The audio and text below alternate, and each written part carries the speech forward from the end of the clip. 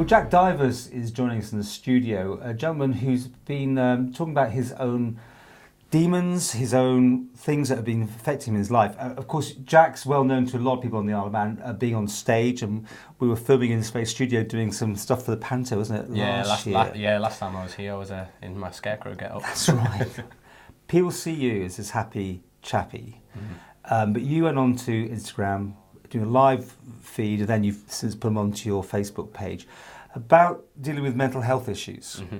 And you really did just talk, and it was, well, something that probably has touched a lot of people. I know you've had thousands and thousands of people who've looked at it, about depression. Would that be the right way? Or is it bipolar? Or is it, ups and downs? How would you... It's a mix of everything. Like, I've suffered with anxiety. Well, I suffer with anxiety. I've been through depression, and, I wouldn't say bipolar. Again, that's a completely different thing as well. But it all kind of was under this sort of mental health bracket. And I just thought I've had experiences with those, so I thought I'd talk about them.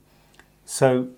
you're normally happy, or are you always fighting a depression? I mean, how's it work for you? It really varies. It's one of those that when you struggle with it, it's when you get depressed, everything kind of gets on top of you, and you kind of fall into this black hole, and it's very hard to pull yourself out of that. Like the reason I spoke about it is because I had experience. I went into sort of like a really deep depression 4 years ago after having an accident. I had a car accident where I hit a young boy with my car, and that's what I spoke about in the most recent video, because it was Suicide Prevention Week, and I thought it would be a good opportunity to talk about the time that I nearly took my own life, which a lot of people obviously don't see this side to me, because as you say, it's like some people know me through theatre or through gigs and everything, and a lot of people see me as this confident, over-exuding character, which a lot of the time I am. But the thing is, I'm actually a very shy person. I get quite anxious about stuff, and I hate going to public events by myself. I hate it. I get really anxious I get quite social anxiety, and I suffer with that a bit. But it goes in kicks and turns. If I'm going to a social group with my friends, it's fine. If I'm going into a situation where I don't know anyone, and I think everyone obviously suffers with that to an extent, but people that suffer with anxiety really, really struggle with that. Isn't it strange how sometimes the most outward-going people in public can be the shyest and the ones that are most fragile sometimes? Very much so. I think so. I mean, you don't necessarily have to be an introvert to be someone that... That's what I mean. This is the thing with it, is because a lot of people don't talk about it and they're not open with it, because it is a hard thing to talk about. When you're in that space, it's painful to talk about it. And that was why I got to this suicidal stage, when I was in this deep state of depression. And, it wasn't because I didn't have the support there. I had the most supportive family. I had the most supportive friends. Everyone was there for me. The fault was mine, because I didn't talk, I didn't open up, and because I suppose in a way I didn't know how. I was 19 at the time, so I was a young guy, but I didn't know how to speak about it, because as a guy as well, you're sat there going, I can sort this out by myself. Be British, isn't it? And try to put a lid on it, and you got pressure building up, but you're pushing it down all the time. Very much. It's this very British thing that we do, as we turn around and we sit there and go, no, I'm not going to. It's fine. I can deal with it. And it's not the case at all. Yes, sometimes you can deal with stuff, and you have got to deal with it yourself, but you've got to be honest with yourself as well. You say you were suicidal. I mean, people sometimes say that, but I mean, you didn't do anything, did you? I mean, I was stood on the edge of a cliff. Whoa. Yeah. Okay, that's pretty close. I mean. Yeah, I spoke about it in the last video, and saying obviously the depression got that bad that I didn't see any other options. I really struggled and was just like, I just can't do this anymore.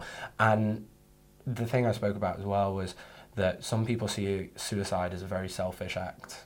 They say, well, it's just selfish, they don't think about it. And it's like, you don't. To you, when you're in that really dark space, you see it as you go, I don't have to deal with this anymore. I'm not a burden to anyone anymore. Because when you're like that, you don't. Part of the reason I think when you you don't want to talk about it as well, is because you feel like you're a burden and you need to deal with it. But it seems like the best option, but it really isn't. I was very fortunate in the fact that I was walking home from rehearsals one night and I was meant to be gaming with one of my mates, David, and he said, "Oh, I'll be there in a minute, I'll walk down after you." And I was walking home and I just kept walking and I walked up to Douglas Head, and I was sat up at Douglas Head on a cliff edge, and obviously Dave got to mine and I wasn't there, so he tried ringing me, and I kept like turning away his calls till eventually I did answer, and he said, "Where are you?" Because obviously everyone knew I was in this space and I was really down.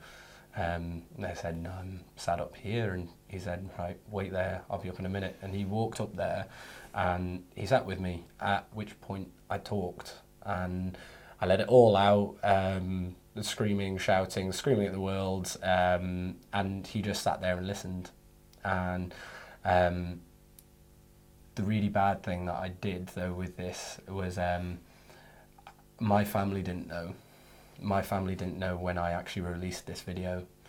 I said at the video, it's like, I'm not perfect, I'm still developing as a person, and I never told my family about that. There was I could count easily on one hand the amount of people knew about that event before I posted it online. How did they react?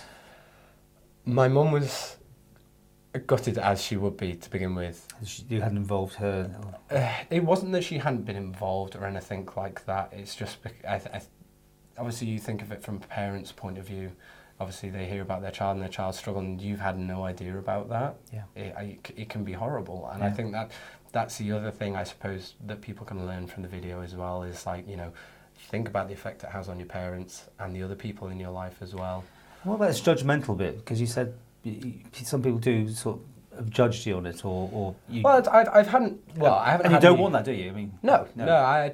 I don't. I haven't had judgment personally for it. But I've heard people talking about the matter before, saying it's like, I just think suicide. It's just, you know, it's very selfish sort of thing when you've heard in the news about someone that's committed suicide or something, and I don't think it should be that way at all. I think people should really go, God, that's awful. I'm really sorry to hear that. And are you okay now? Yeah. And just have a bit more understanding about it. Because the other thing is people say, "Oh, it's a cry for help."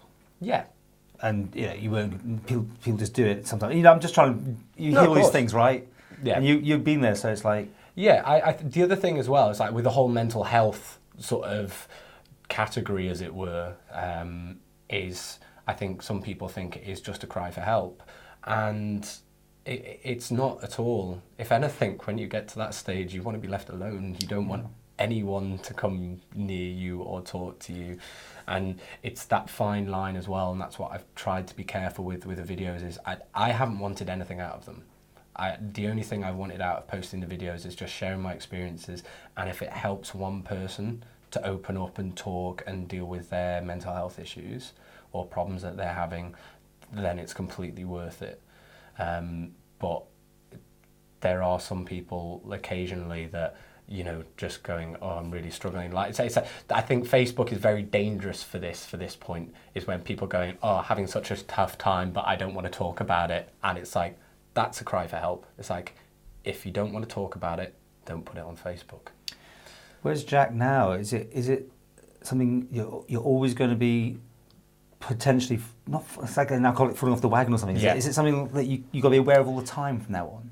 I mean, now you've come to terms with it. Yeah. I think going through it has made me it's made me much stronger as a person, and it comes back to this thing of what doesn't kill you makes you stronger, but in the way that you're more aware of yourself once you've dealt with it. So I'm aware of when I'm starting to go down the rabbit hole now, whereas before you're completely blindsided by it. And medication, people should do that, or is it more of talking to somebody, like going to professionals to talk to it, or go to the doctor? How do you think? It's completely relative. It is completely relative. I never went down the medication route. I eventually did go to someone to speak to them, but at that point I'd opened up because I'd already got to that stage, and unfortunately, because of the way the system works at the moment, when you get a referral, it's 6 months before you get to anyone. That's a long time. It is, and I think this is part of the issue. is obviously you go to a GP and you go, oh, I've got something wrong with me. And you go, right, okay, we'll get you on a waiting list or we'll send you up to the hospital. With mental health, because it's not funded or it isn't considered that much of an issue, and I think this is why awareness is so important, and this is why I'm trying to talk about it, is because A, there's social issues, but also there's issues within looking after it. It's interesting to say it's not good enough yet, because the previous Chief Minister was very much pushing for more help, and I thought we had got more help, but it's just still not. I don't know what stage it's at now. As I said, I was dealing with it 4 years ago, but I think it is still slow. Is there a stigma still? Or you doing the videos is to destigmatise it? Yeah, the videos were to destigmatise A, mental health, and B, also kind of change the perception of social media, because social media is some of the cause and a bit behind that. Do you think when you see these people having these great times on social media, most of the time think that's just rubbish, because that's not them. And they're trying to live their lives in this great way, and they're probably going and feeling quite depressed anyway. Yeah, that was one of the main kickers with it, was because I originally did it on Instagram, because Instagram actually came out in statistics as one of the most dangerous, and mentally health debilitating apps there is, because obviously it's just a picture app. People post pictures of their lives, so they're posting either them on nights out or on holidays or these lovely images. So everyone's seeing everyone else's life in the way that everyone's wanting to depict them, and that's not the truth. And I started this off going, yes, I'm going to post the great moments of my life and say, here's me doing a gig or whatever, and the great times that I'm having, but I'm also going to be open about the times that I'm not having such a great day. And that can be any day, you know. Sometimes you can have days where you sit there and go, yeah, today sucked. I just need to go to bed and we'll deal with it again tomorrow. I thank you so much for talking about this, because I think there'll be people out here who will gain from something from this. If it's okay, we can post up your whole thing from Instagram. Is that okay? Yeah. We can put this on our service as well, because how long was it? 15 minutes? The first one was about 10 minutes. I thought the second one we put up. Yeah, second one was about 13 minutes. Let's put that one up, I think. Because that's suicide, and it affects such. The younger people, we always hear it's always can be demographically quite high in the younger age range. Mm-hmm. So if you've helped anybody today, is there any bit of advice you want to just impart? The bit of advice I would impart is be honest with yourself. I think that's one of the things that people kind of try and hold on to this fact. They're going, no, I'm fine, and going, no, I'm not okay. But the thing is, it's okay to not be okay.